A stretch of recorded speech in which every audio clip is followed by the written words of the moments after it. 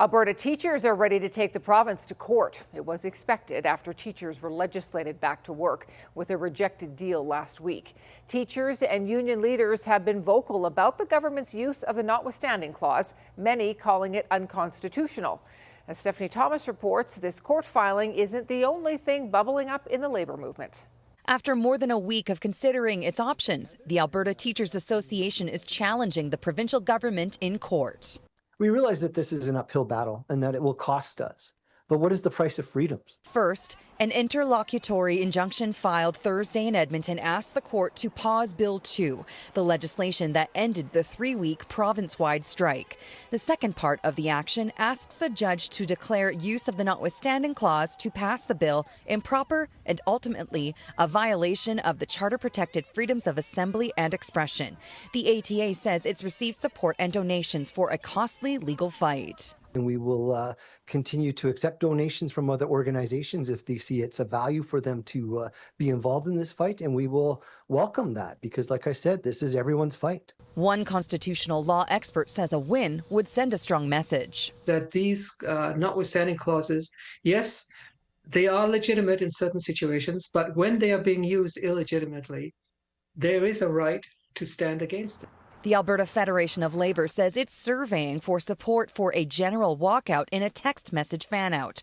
AFL President Gil McGowan says almost 10,000 respondents support a general strike to oppose the UCP's attacks on worker rights. Well, frankly, they've forced us to consider something outside of the confines of the law because they've made a mockery of the law as it is. As there are various contracts in the bargaining process with the province, one labor economics professor doubts the labor movement will gain traction. At most, it's a signature campaign at this point. I mean, people are dying on the planet, and their form of war is collecting signatures. These are not the same thing. The NDP opposition says the government has the power to calm tension raised by organized labor groups. A job action does not drag on forever. It is something that can be resolved if the government is willing to come to the table and negotiate in good faith.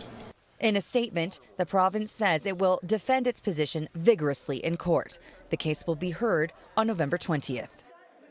And Stephanie joins us now. So, Stephanie, how are other unions supporting teachers? Tara, there are some signs in the public sector that there are going to be more strikes down the line. We heard recently from the chapter that represents licensed practical nurses that a large majority voted in favor of a strike. And we also know that the HSAA, which is a large healthcare union, is also going to the bargaining table with the province next week. And officials tell us that they could be considering a strike vote themselves if a deal cannot be reached. The AFL also adds that it will apply for intervener status with the ATA's legal challenge.